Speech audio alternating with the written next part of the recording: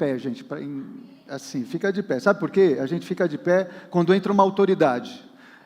E sabe por que a gente fica de pé? Porque entrou a maior autoridade que existe, que é a palavra de Deus. Isso, ô glória!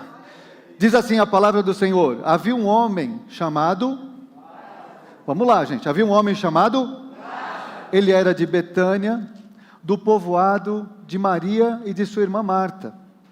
Aconteceu que Lázaro ficou doente.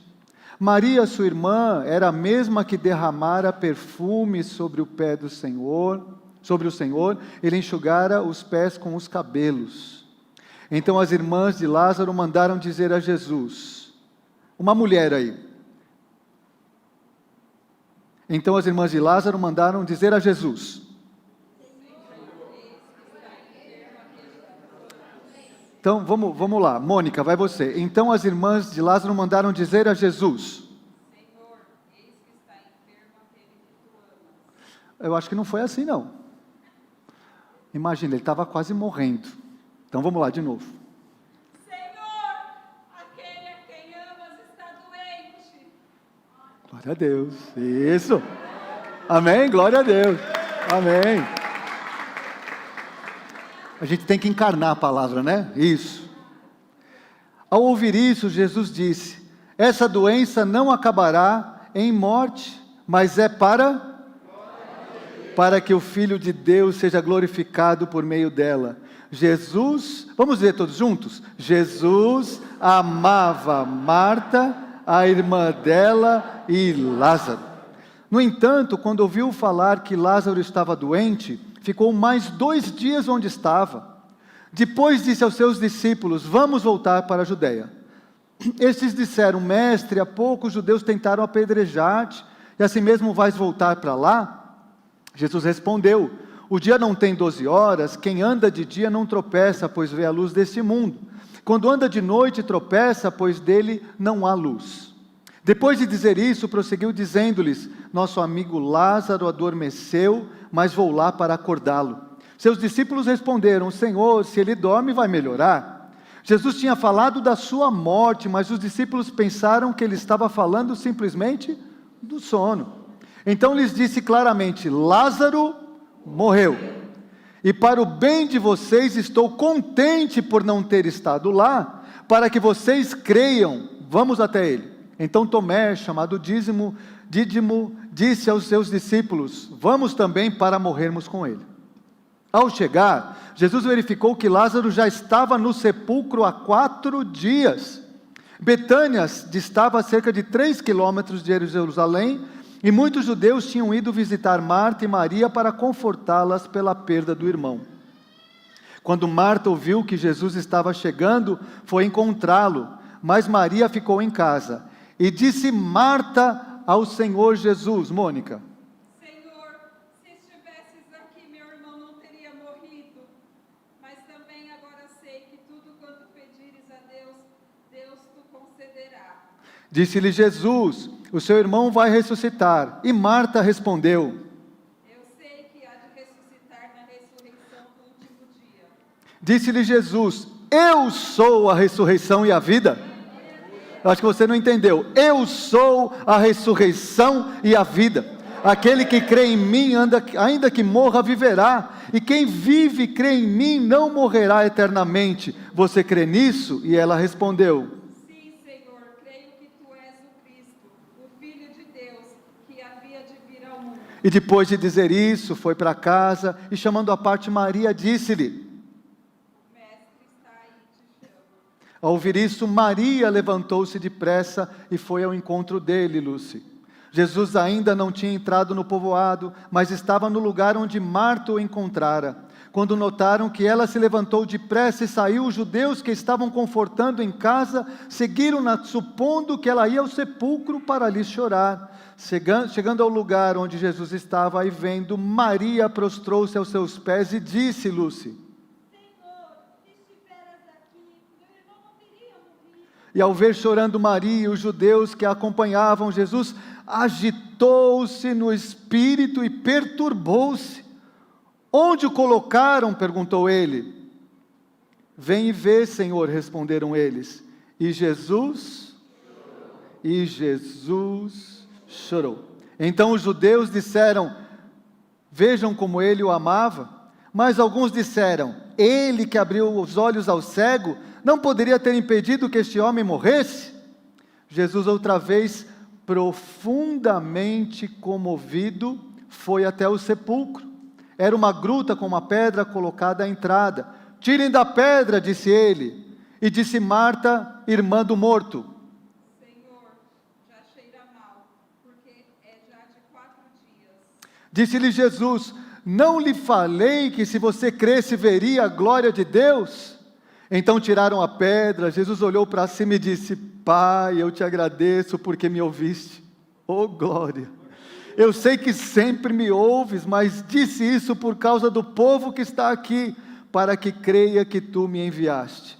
Depois de dizer isso, Jesus bradou em alta voz: Lázaro, venha para fora. Vamos dizer? 1, 2, 3. Lázaro, venha para fora. E o morto saiu com as mãos e os pés envoltos em faixas de linho, o rosto envolto num pano, e disse-lhe Jesus: tirem as faixas dele e deixem-o ir. Amém? A minha vontade era de sentar e só glorificar a Deus, mas vamos meditar. Senta aí em nome de Jesus, pode sentar. Dizem os estudiosos, gente, que Jesus, ele andava, de acordo com a leitura do Novo Testamento, andava sempre cercado de multidões no final do seu ministério. Mas, de acordo com os especialistas, Jesus tinha por volta de 40 pessoas que eram o seu círculo um pouco mais íntimo. Eram as pessoas com quem ele se relacionava desde criança, ou os amigos de caminhada, aqueles a quem ele iria comer na sua casa, que fizeram uma amizade especial. E dentre esse círculo de amizade mais íntimo, tinham 3 irmãos, Lázaro, Marta e Maria.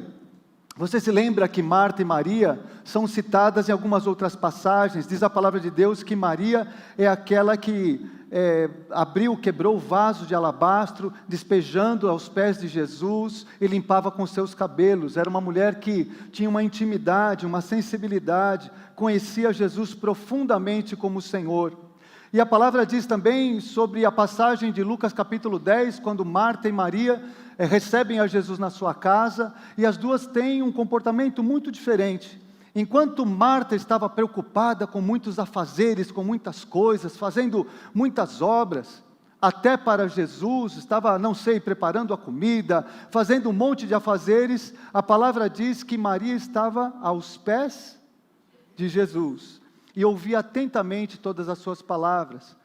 A irmã repreende a outra irmã, dizendo: você não vê que estou ocupada? E fala com Jesus, reclama também com Jesus: Senhor, você não te dá que minha irmã fique aí parada, simplesmente ouvindo? Eu tenho tanta coisa para fazer. E Jesus, interpelando, olhando para a situação, diz: Marta, Marta, você está ocupada, preocupada com tantas coisas, mas a sua irmã Maria escolheu a boa parte, quer estar comigo, quer me ouvir, quer estar na minha presença. Isso não lhe será tirado.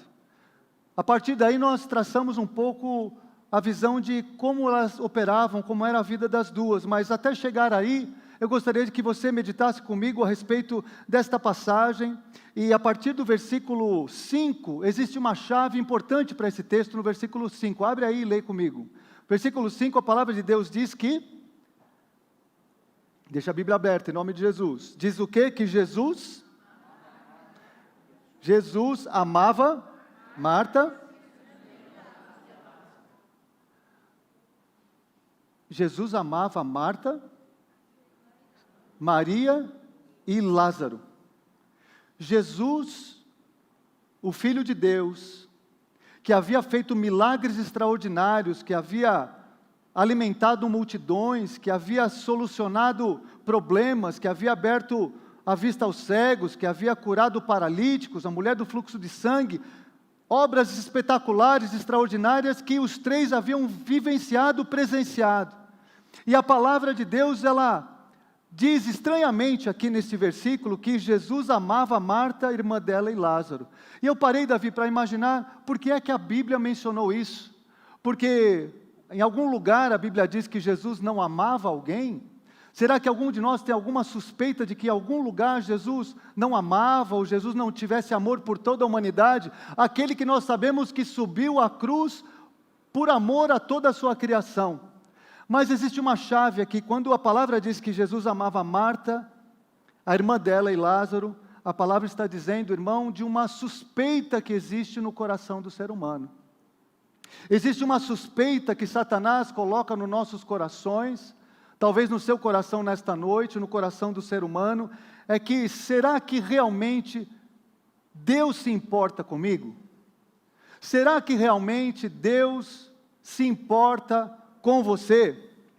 Será que realmente essa questão de que Deus amou o mundo de tal maneira, João 3,16, tá bom, Deus amou o mundo de tal maneira, morreu na cruz por todas as pessoas, mas quando eu trago isso para a minha realidade, quando eu trago isso para o meu dia a dia, para minhas desventuras, para os meus desertos, para minhas dores, para os meus fracassos, às vezes é difícil de acreditar que isso seja verdade. E esta palavra abre-se com esta constatação que Deus, a despeito do que estava acontecendo, e gente, o que estava acontecendo era algo muito grave. A palavra diz que Jesus sai de perto dos seus amigos da cidade de Betânia, ficava a 3 quilômetros de Jerusalém. Nós visitamos Betânia quando estivemos lá. Betânia é uma cidade que está no morro, e quando você chama Betânia, é interessante falar de Betânia do Piauí, porque existem várias cidades chamadas Betânias em Jerusalém. São vilarejos, é como se fossem favelas. Então, eles moravam numa cidade dormitório, numa pequena cidade, 3 quilômetros de Jerusalém. Jesus, então, se afasta da cidade, vai para longe, e acontece um desastre. A palavra não diz, mas o seu amigo, seu grande amigo Lázaro fica doente. E não era uma doença qualquer, era uma doença mortal. Mas Jesus está longe. Enquanto a palavra de Deus diz que Jesus ama os três. E se Deus é o Deus que ama, por que é que Deus permite certas coisas na vida dos seus servos e dos seus amigos? Por que é que Deus permite? Por que é que Jesus se afasta? E parece que Jesus não está nem aí, porque ele se afasta, e a palavra diz que sai um mensageiro a procurar Jesus, um dia se passa.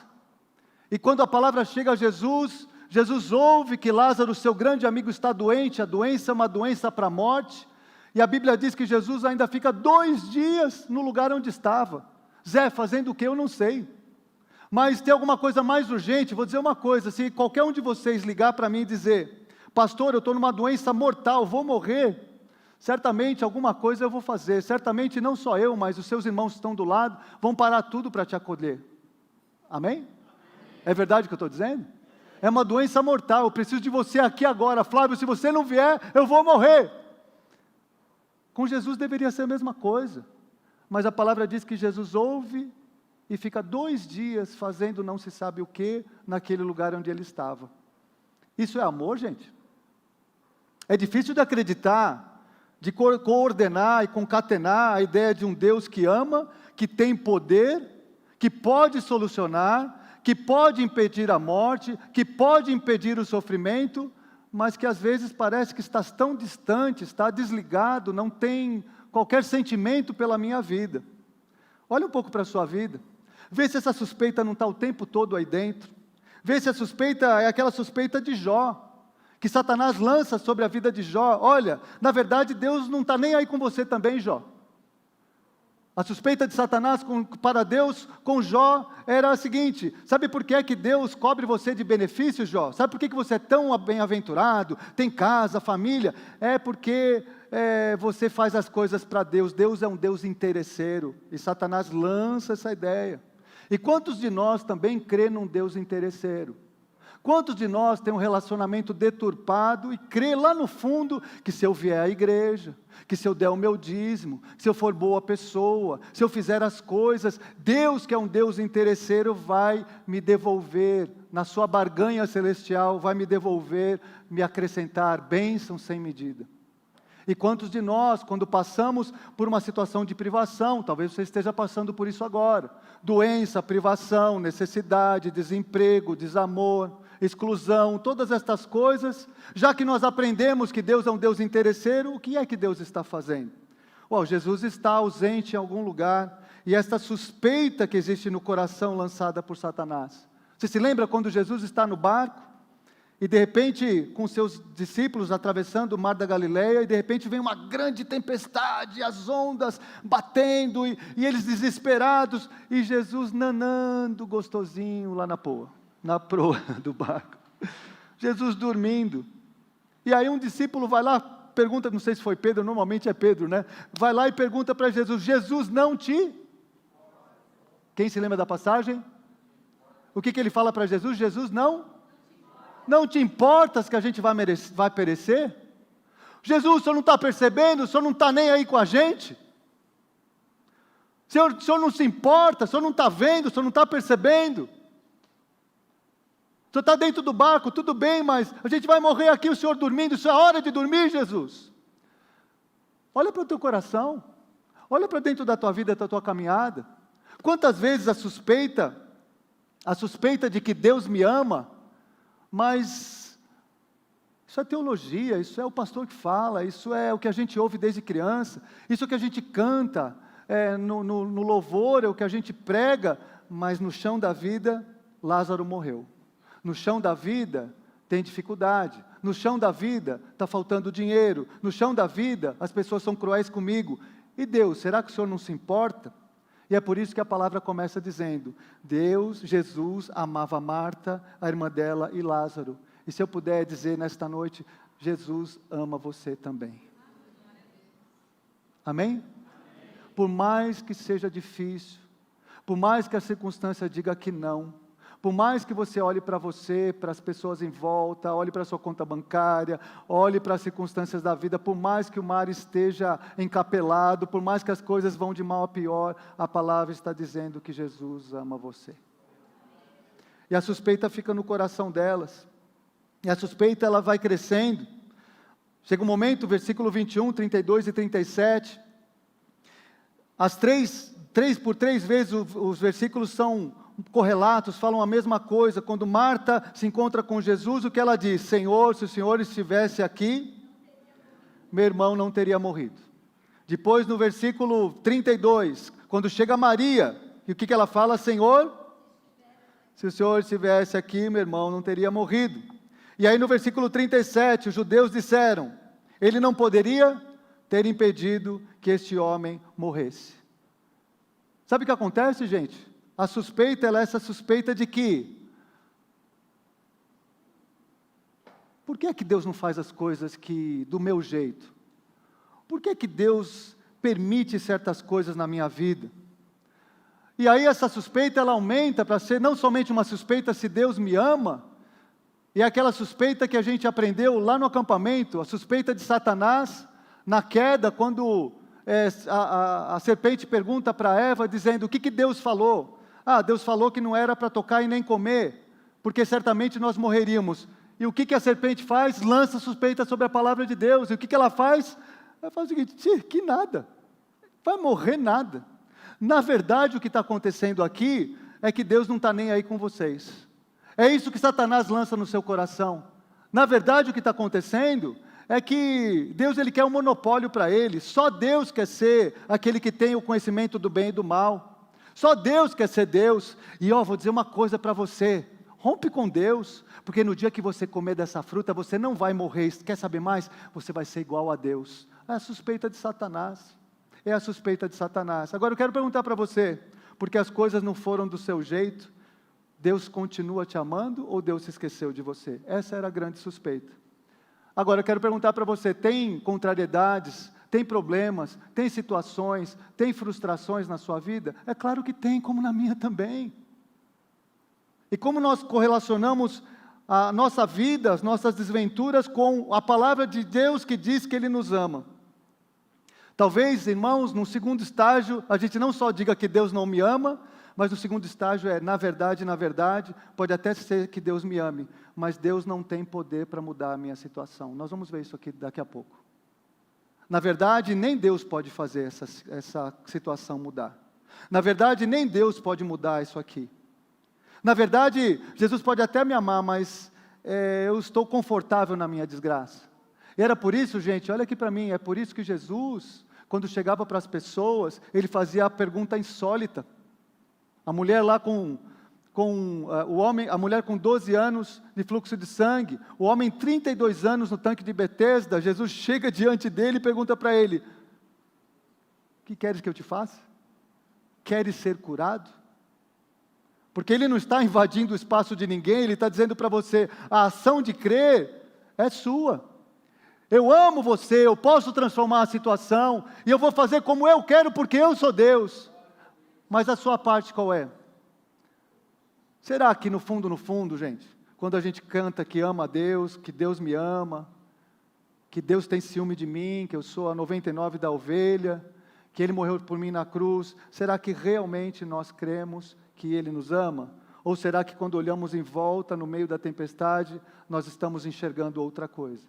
Quero dizer para você, igreja amada e querida, Jesus sempre teve e sempre terá o controle absoluto e o amor absoluto sobre todas as coisas. Amém? Eu vou dizer mais uma vez, não é você, não sou eu. Jesus tem o controle e o amor absoluto sobre todas as coisas. E Ele vai agir do jeito que Ele quer, na hora que Ele quer, com os fins que Ele quiser, da maneira que Ele quiser, porque Ele sim nos ama e Ele sabe o que é melhor para nós. Talvez você não saiba e muito menos concorde com os métodos de Jesus, mas se você é servo seguidor e serva seguidora de Jesus, você simplesmente vai dizer: Senhor, seja feita a Tua vontade. Controle absoluto. Versículo 4, ele começa a dizer de toda essa narrativa, irmãos, em toda a narrativa, que termina com a morte, depois nós vamos para a ressurreição, mas termina com a morte do seu amigo querido. Em toda a narrativa, Jesus está dizendo. Em primeiro lugar, versículo 4, ele diz o quê? Ao ouvir isso, Jesus disse: esta doença não acabará em morte, mas é o quê? Para a glória de Deus, para que o Filho de Deus seja glorificado por meio dela. Olha aqui para mim, Deus sabe da tua dor. Deus sabe do teu problema. Deus sabe o que você está passando. Deus conhece você. Antes da fundação do mundo, a sua história para Ele já estava escrita. Ele conhece você.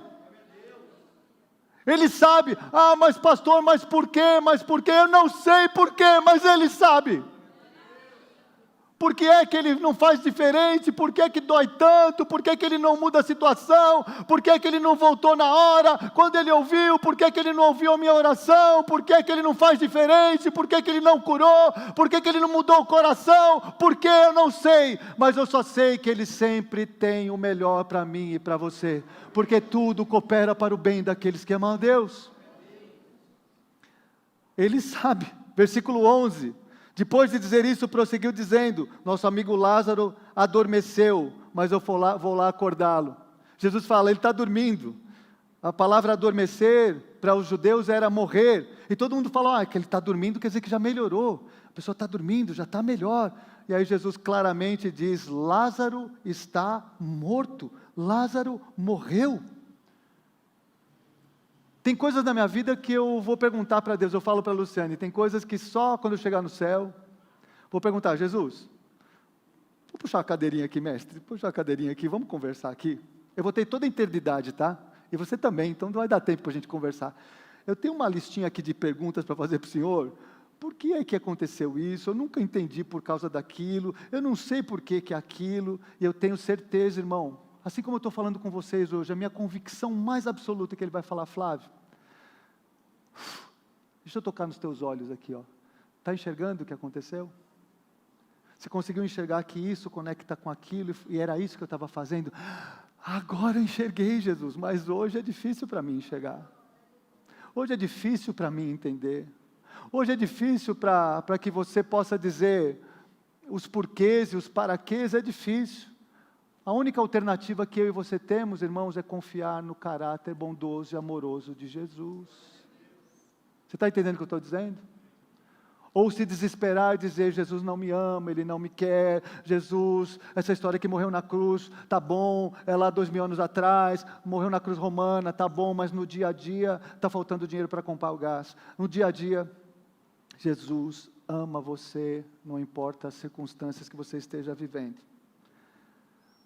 E a demora e o silêncio, irmãos. Versículo 6. No entanto, quando ouviu falar que Lázaro estava doente, ficou mais 2 dias onde estava. Talvez a coisa mais difícil para nós é a demora de Deus e o silêncio de Deus. É o agora não de Deus. É quando Deus está aparentemente surdo, aparentemente ausente para sempre, e a gente às vezes chora, grita, desespera. Alguém fala para a gente, olha, talvez seja, você precisa fazer um carnê, talvez você precise subir no monte, talvez você precise fazer uma outra coisa, talvez você precise orar de joelho, faz um jejum de 40 dias, e você vai fazendo essas coisas, e vai buscando a Deus, faça tudo isso, é muito bom, vai edificar a tua fé, e muitas vezes parece que Deus está em outra galáxia, parece que Deus se esqueceu de mim e de você. Eu só sei de uma coisa, irmão, se você está nessa posição, Deus está te ensinando a crer no caráter amoroso dEle. Deus está tirando esse verniz que cobre a gente, de essa religiosidade de barganha, que a gente acha que se a gente, deixa eu pegar aqui 10 centavos para dar para Deus, Deus, vou dar 10 centavos para o Senhor me abençoar. Senhor, está chovendo, mas eu vou no culto para o Senhor me abençoar. As nossas barganhas baratas com Deus, e a gente acha que a gente vai comover o coração de Deus com nossos trapos de imundícia. E às vezes Deus está dizendo para você, eu vou levar você para um outro nível. Eu vou levar você para uma espiritualidade mais profunda. Eu vou tirar você dessa meninice, dessa criancice, desse relacionamento raso, interesseiro, de barganha, e eu vou levar você a um lugar onde você vai confiar, onde só você e eu vamos estar no deserto, e ali você vai aprender a confiar verdadeiramente no Senhor. Alguém já passou por isso na sua vida? Já passou por um momento desse? Se não passou, Deus vai te colocar nesse lugar em nome de Jesus. Dá um glória a Deus aí. Porque a gente tem que ser levado para o deserto. A gente tem que se despojar de todas as coisas. A gente tem que se despojar dessa pretensão de achar que nós somos o Deus da nossa vida, que nós controlamos tudo, que nossa vida está no nosso controle. Deus precisa levar a gente para o deserto para a gente aprender a confiar nele. E é por isso que às vezes Deus fala, ainda não, ainda não. A gente cantava aquele cântico lá atrás que dizia, eu quero ser, Senhor amado, como um vaso nas mãos do oleiro, quebra a minha vida e faz-a de novo, eu quero ser um vaso novo. É bom cantar isso, né, Lúcia? Você cantava isso, Ellen? Deus quebrou ou não? Quebra a minha vida e faz-a de novo. Deus já tá bom, perfeito, Zé Caldana. Tá pronto? Aí Deus vai quebrar, vai amassar, vai transformar, e Deus vai ensinar, porque é isso que a gente quer, né?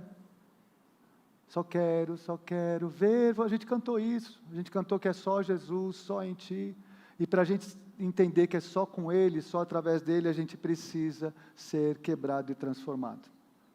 Deus vai ensinar você, nesses momentos de silêncio, primeira coisa é que você não é Deus, novidade para você. Fala aí para o seu irmão do lado, você não é Deus. Se ele se assustar, você fala, não é verdade, irmão, não é mesmo. Você não é Deus. Viu, Lúcia? Você não é Deus, tá? Pode falar para a esposa, você não é Deus, viu? Não vai ter janta hoje, hein, Rogério? Rogério, vai ter janta. Viu, gente? Deus vai ensinar a gente que a gente não é Deus. Que a gente não consegue, nas nossas pequenas mãozinhas aqui, dominar o universo. Mas quem é soberano e sabe todas as coisas, quem construiu todas as coisas, quem é dono da história, soberano de todas as coisas, é só Deus e não é você. Ele é que sabe, é só Ele que consegue, é só Ele que consegue ligar os pontos de toda a existência e para o bem daqueles que amam, é Ele. Segunda coisa que Ele vai ensinar, irmãos, aleluias, é que a gente precisa ter paciência, resiliência na vida. Precisa ter paciência, não é tudo na sua hora, no seu momento e do seu jeito. Olha aqui para mim, não é da sua hora, nem do seu jeito, nem no seu momento, nem do jeito que você quer. Acorda para a vida, é do jeito que Deus quer. É na hora que Deus quiser, do jeito que Ele quiser, porque Ele é Deus e não você. Você quer ser Deus? Você quer comer do fruto? Quer romper com Deus? Vá em frente, mas depois não coloca a culpa nele não. Quer andar autônomo? Quer romper com Ele? Mas nós somos seguidores de Jesus. A nossa vida é dele. Se Ele mandar você ir, você vai. Se Ele mandar você ficar, você fica. Se Ele mandar você subir, você sobe. Se mandar você pular, você fala, que altura eu pulo. É do jeito dele, a tua vida agora é dele. Ele é Deus na sua vida. Oh, glória. E Deus está ensinando você e a mim, como Deus estava ensinando as irmãs queridas aqui, a confiar verdadeiramente que Deus te ama. Não deu certo? Ele me ama. Não foi do meu jeito? Eu sei que Ele me ama. Não foi curado? Ele sabe, Ele me ama. Não aconteceu do jeito que eu queria, do meu plano? Senhor, eu me rendo à Tua vontade. Se é a Tua vontade, seja feita a Tua vontade, assim na terra como nos céus. E está tudo bem. E eu não vou ficar andando cabisbaixo, porque tem que ser do meu jeito. Tem que ser do jeito dele. Porque a sua vida é dele, não é mais sua. E aí nós olhamos para a vida das duas irmãs e nós vemos um padrão completamente diferente. Jesus então volta, e quando ele volta para a cidade, vai entrando em Betânia, subindo o morro, imagino Marta correndo, e Marta dá uma enquadrada em Jesus. Marta dá uma enquadrada em Jesus. Marta é aquela que estava sempre ocupada.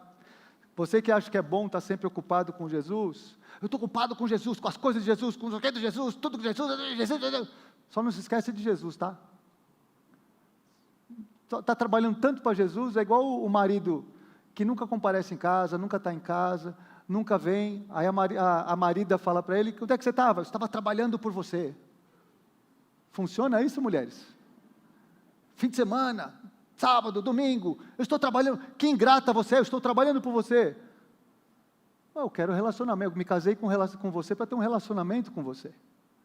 E tem muita gente que é assim, faz tudo por Jesus, só se esquece de Jesus, do relacionamento com Ele, não ora, não lê, não chora mais, não tem mais contemplação, não tem mais nada.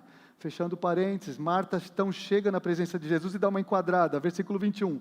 Senhor, se você estivesse aqui, meu irmão não teria morrido. Mas sei agora, Deus te dará tudo o que pedirdes. Teologicamente, perfeita. Teologicamente, tudo certo. Jesus responde para ela, o seu irmão vai ressuscitar. Escuta essa, gente. Olha aqui para mim, igreja. Jesus olha para ela e fala, seu irmão vai ressuscitar. Qual foi a reação dela? Né? A reação dela começa com o quê? Próxima passagem, próximo versículo. Eu sei. Sabe não, filha. Você não sabe. Não, eu sei que no último dia, na ressurreição dos mortos, ele vai ressuscitar, eu sei. E Jesus insiste com ela, fala, Marta, presta atenção, seu irmão vai ressuscitar. E ela teologicamente, de novo, eu sei que, sim Senhor, eu tenho crido que Tu és o Cristo, o Filho de Deus. Jesus não repulsa, não fala está errado, é isso mesmo, eu sou o Filho de Deus. Mas o seu irmão vai ressuscitar. E ela continua afastada de Jesus, não entende o que Jesus está falando. Quantos de nós, na nossa vida igrejista, na nossa busca igrejista, por teologia, por tantas coisas, se esquece do principal. Ela não só questiona, mas ela sabe, ela explica para Jesus. Lá na frente o que acontece? Quando Jesus já está decidido, Jesus já estava decidido desde antes da eternidade, né? Quando Jesus já vai e pede para tirar a pedra, Marta, de novo, o que fala para Jesus? Marta olha para Jesus e fala, Jesus, faz isso não. Por quê? Porque já faz 4 dias.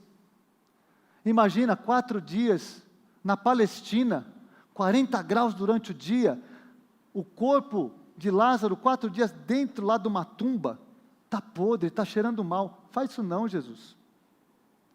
Dizendo para Jesus o que fazer, dizendo para Jesus que Ele não pode, dizendo para Jesus, não mexe aí não.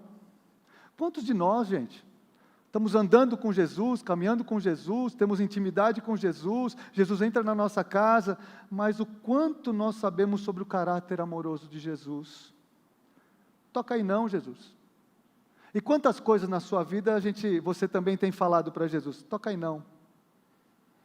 Quer ser curado? Quero não, Jesus. Olha, Jesus, a vida te trouxe aqui, ó. Tem um assunto aqui que a gente precisa tratar. Lázaro está morto, é uma realidade.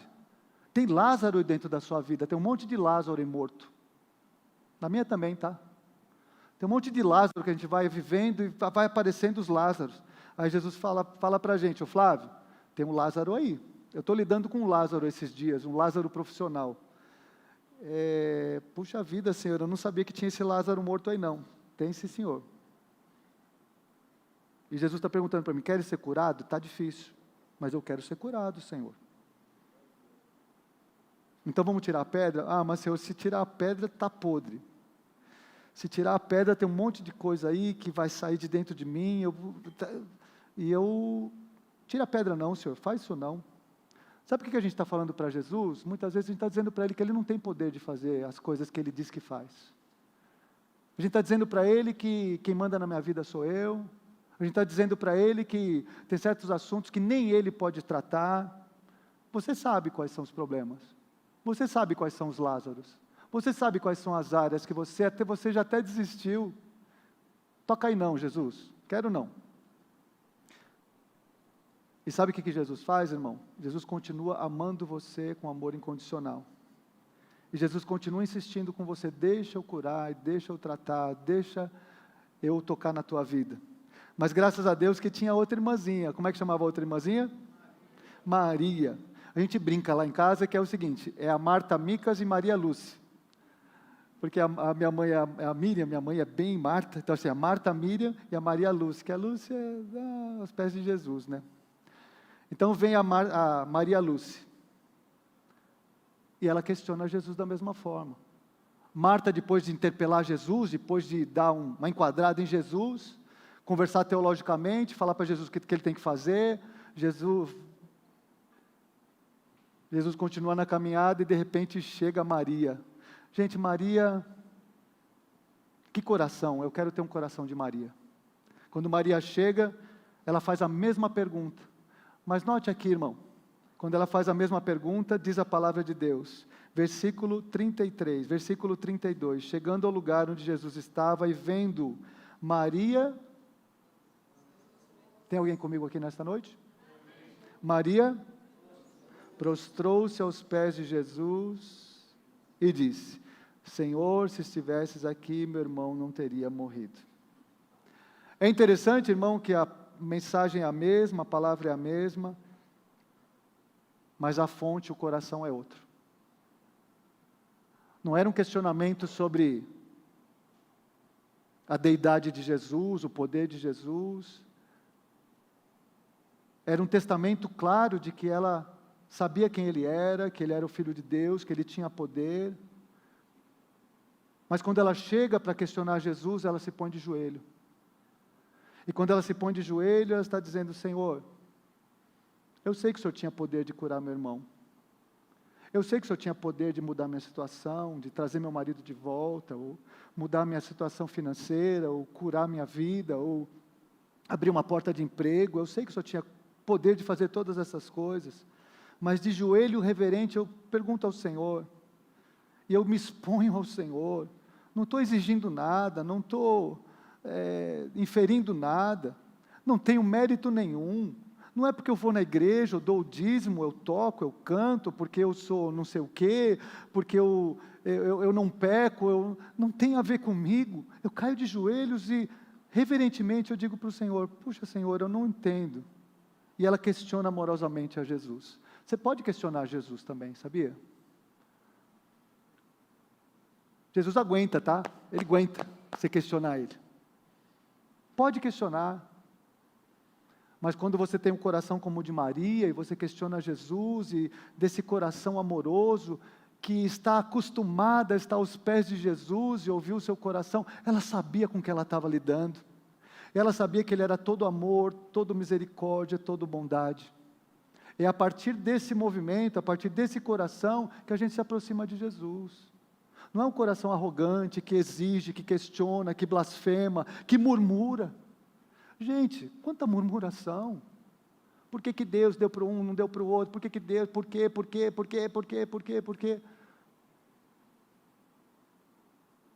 Jesus, eu sei que o Senhor podia ter curado. O extraordinário acontece agora. O extraordinário acontece agora. Quando ela chega, versículo 33, olha o que acontece com o coração de Jesus. Ao ver chorando Maria e os judeus que a acompanhavam, Jesus agitou-se no espírito e perturbou-se. Esse agitar-se no espírito e perturbar-se, tem outra tradução que fala que ele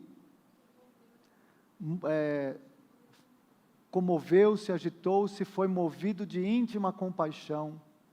Sabe aquele momento que o choro sobe, a garganta trava e você...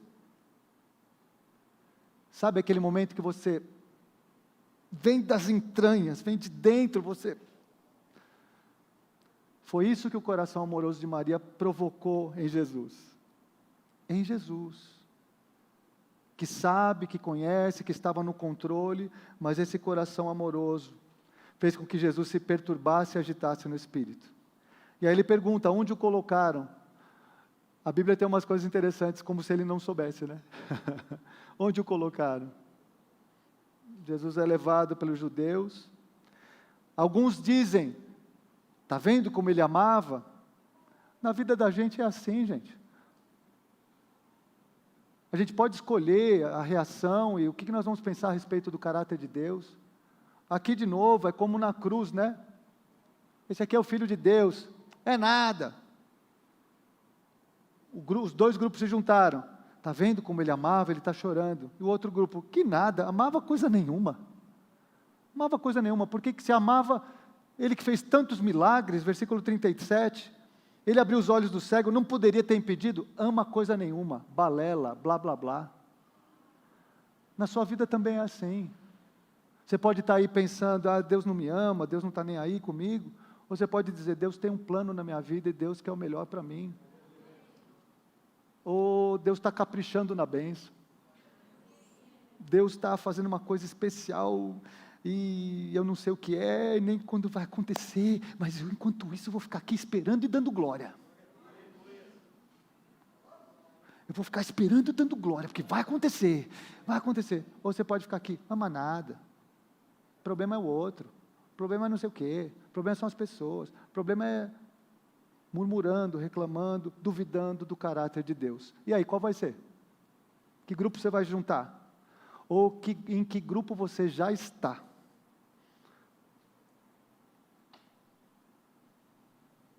É incrível, irmãos, como na vida da gente, quando a gente vai passando pelas lutas, quando Deus vai permitindo as lutas na vida da gente, não são para destruir a gente. O destruidor é o outro, que veio para matar.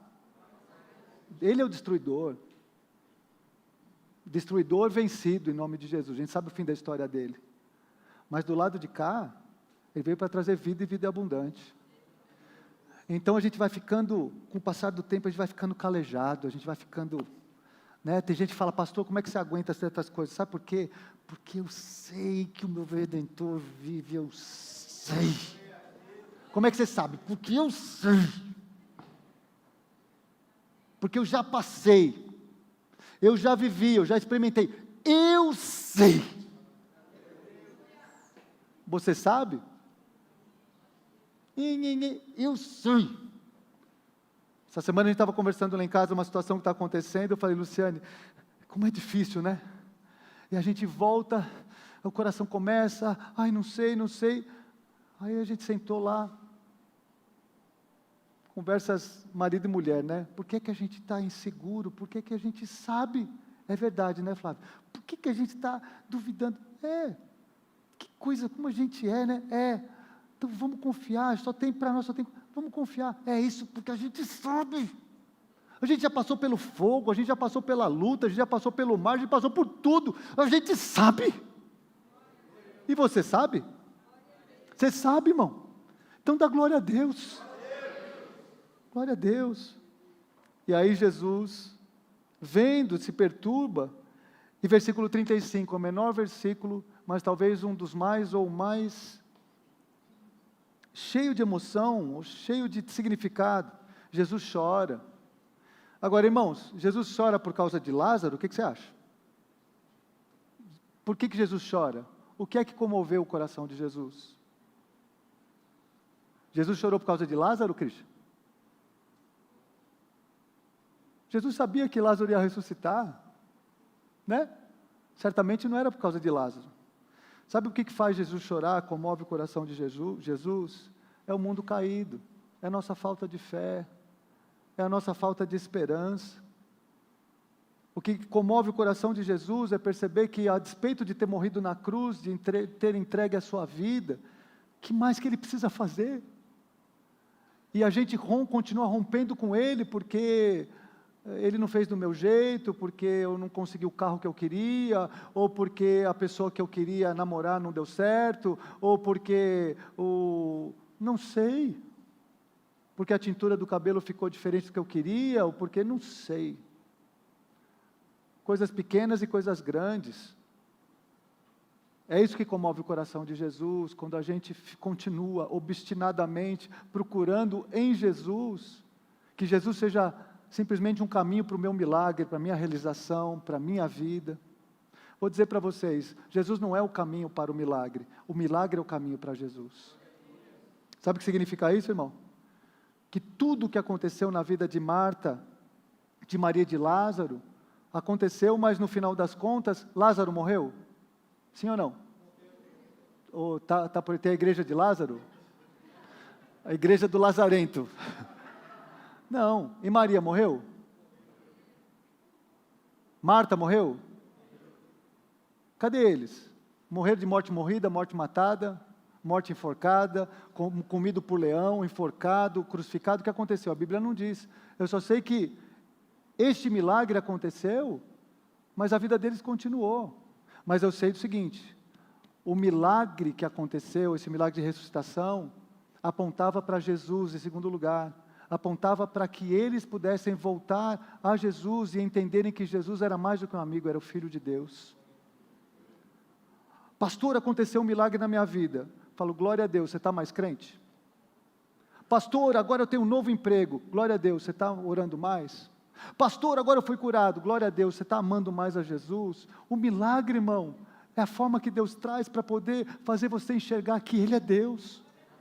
E quantos de nós entram na igreja, na verdade, não quer muito Jesus não, que a gente quer o milagre que Jesus dá. Você lembra o que Jesus falou? Vocês me seguem não é porque vocês viram o milagre, é porque vocês comeram o pão e se fartaram. Por que que nós estamos aqui? Jesus chora pelo caído, Jesus chora quando vê no seu e no meu coração a desesperança. A palavra diz que então Ele vai e remove a pedra. Quando Ele remove a pedra, irmão, no momento que Ele chama para fora, não sei como a vida entra e a vida de Jesus é maior que a morte. Quero dizer para você, eu não sei qual é o que está morto aí dentro. Tem um monte de coisa morta aí dentro, esperança morta, sonhos mortos, relacionamentos mortos, tem casamento morto, tem gente que já não tem mais autoestima, não crê mais em nada, não tem mais segurança, confiança em nada. Tem gente andando como se fosse um morto-vivo pela resistência. Eu não sei qual é o teu problema. Eu só sei o seguinte, Jesus, Ele pode falar para você, tira a pedra e sai para fora. E pode vivificar a sua vida nesta noite.